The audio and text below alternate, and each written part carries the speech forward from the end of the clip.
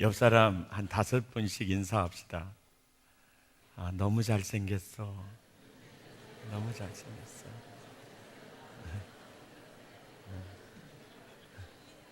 내 마음이 상할 정도로 잘생겼어.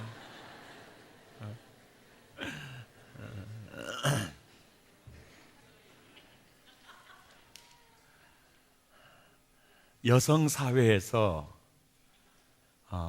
나온 얘기입니다.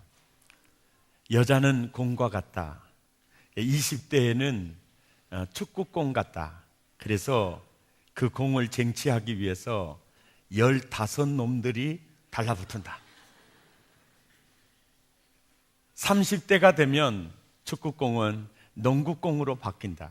그래서 5놈들이 달라붙은다. 40대가 되면 그 농구공은 골프공으로 바뀌어서 한 놈한테 사로잡혀서 산다. 이놈 저놈에서 죄송합니다. 그들이 하는 얘기입니다. 50대가 되면 그 골프공은 피구공으로 바뀌어 있다. 다가서는 것을 무서워한다. 50대 조심해야 됩니다. 60대가 되면 나는 공이라고 하는데 사람들은 오잠이라고 한다.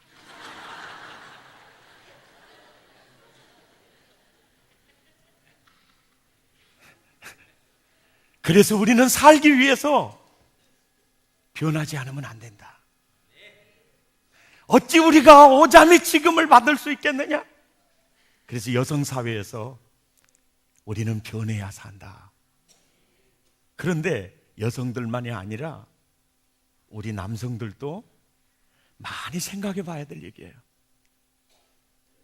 자꾸 부가가치가 떨어지고 매력이 떨어지는 거죠. 사람을 성공시키는 것이 IQ가 아니라 인생을 성공시키는 90% 영향력을 미치는 것이 자세라고 합니다. 자세. 여러분의 삶의 자세가 어떻습니까? 그 자세가 성공시키는 자세가 있고 실패로 몰고 가는 자세가 있다. 저는 사람에게 있어서 가장 안타깝고 어리석은 것 몇 가지가 있는데요. 그 중에 첫째가 뭐냐면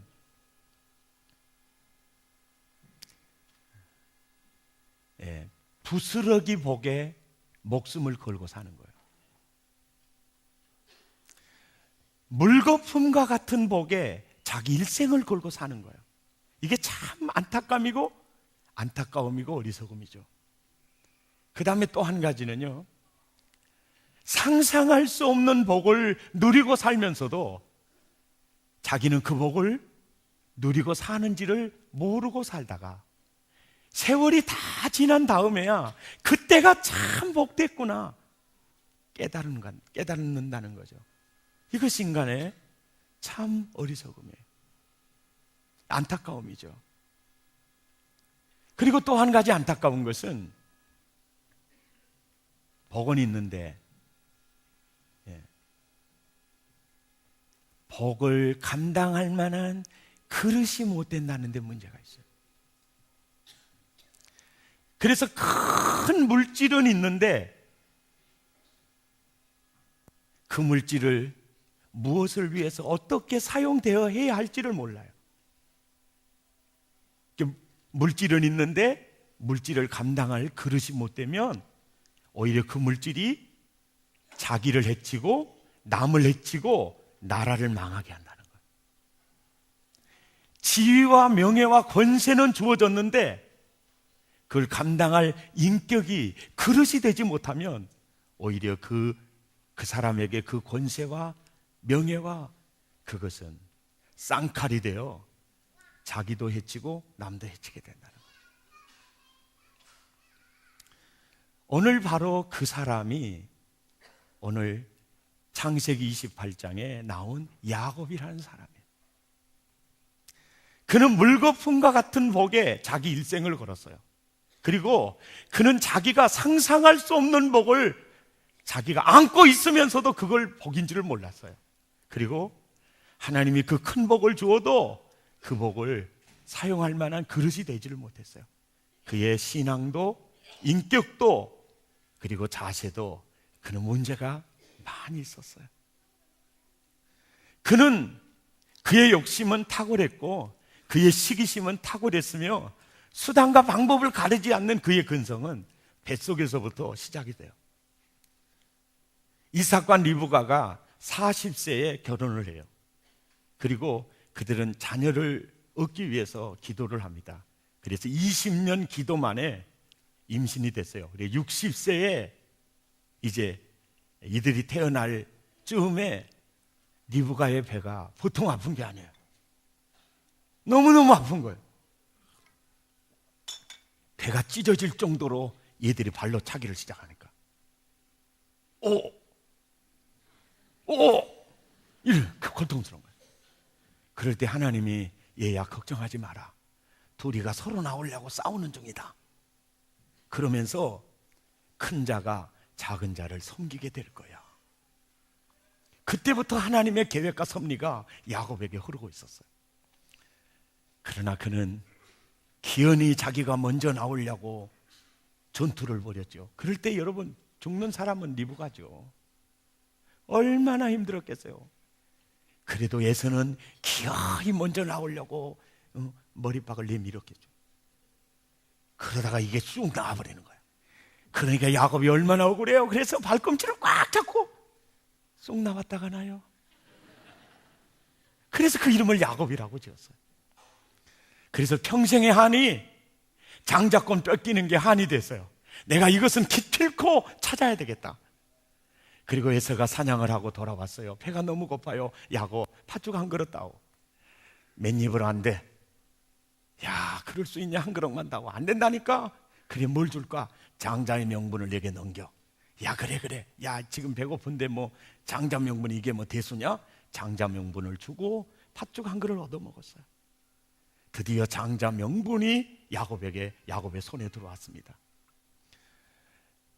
에서는 들사람인 거로 아버지가 좋아했고 야곱은 여성적이기 때문에 그랬는지 리브가가 좋아했어요. 그런데 이삭이 죽을 날이 이제 가까움을 알고 에서를 불렀어요. 내가 마지막으로 너를 축복하고 내가 하나님 앞에 가려 한다. 그 소리를 들은 리브가가 야곱한테 야곱아 네가 들어가가지고 축복을 받아야 된다. 아이고 에서는 털 사람이고 나는 이렇게 부드러운 피부를 가진 사람인데 금방 들킬 텐데요. 걱정하지 마. 내가 위장술의 박사잖냐. 내 전문이 바로 위장이다. 그래서 짐승의 털로 위장을 해가지고 보내요. 그래서 아버지를 속이고 네가 누구냐? 에서입니다. 그래가지고 축복을 받아요. 그래서 이제는 장자 명분을 얻고 이제는 아버지의 축복을 받았으니 아브라함의 유산, 이삭의 유산이 에서에게는 하나도 가진 않고 자기에게로 다 올 줄로 알았어요. 이것이 야곱의 생각이었어요. 그런데 그것이 화근이 되어 에서가 야곱을 죽이려고 하는데 이것을 아버지 이삭도 어머니 리브가도 막을 길이 없었어요. 그래서 이삭과 리브가가 얘야 너 여기 있으면 에서가 너 죽여. 그러니 너 저 외삼촌 댁으로 너 피신을 가야 되겠다. 그래서 아침 일찍 출발해서 베델까지, 부엘세바에서 베델까지 거리가 60km예요. 150리를 걸어가는 거예요. 원래 사람이 하루에 걸을 수 있는 한도가 40km예요. 지금처럼 이렇게 아스팔트 길도 없어요. 그저 길도 없고 사막이고 힘든 길이 아닌 곳을 길로 만들어서 가야 하는 그런 길에 150리를 간 거예요. 그리고 해가 졌어요. 어두워지기를 시작했습니다. 갑자기 자기가 혼자라는 사실을 느껴요. 내 곁에는 아버지도 나를 그렇게 사랑했던 어머니도 내가 그렇게 목숨 걸고 원했던 재산도 아무것도 없었어요. 자기 혼자 누수라는 곳에서 잠을 청하는데 두려움과 공포가 밀려오면서 그가 자기 자신을 보는 거예요. 야, 내가 세속적 가치관에 사로잡혀서 목숨 걸고 취하려고 했던 물거품과 같은 복에 대한 가치관이 이게 서서히 깨뜨려지기를 시작하는 거예요. 수단과 방법을 가리지 않고 하나님의 말씀 원칙 중심의 삶을 살기보다 자기 지혜를 앞세워서 기발한 아이디어라고 생각하고 살았던 자기 삶의 자세가 잘못되었다는 것이 서서히 깨뜨려지기를 시작했어요. 하나님은 에서와 함께 잘 살기를 원했는데 나는 에서는 내비두고 나 혼자만 잘 살기를 추구했던 지극히 세속적인 자기 자신이 잘못되었음을 인간이라면 왜 깨닫지 못했겠어요? 홀로 있을 때 아무도 그의 곁에 있지 않았어요. 재물이 다 그의 곁에는 없었어요. 사람도 없었어요. 자기 홀로 베델에 있었어요. 왜 하나님이 야곱에게 홀로 있는, 홀로 밤을 지새야 하는 그런 환경을 허락했을까요?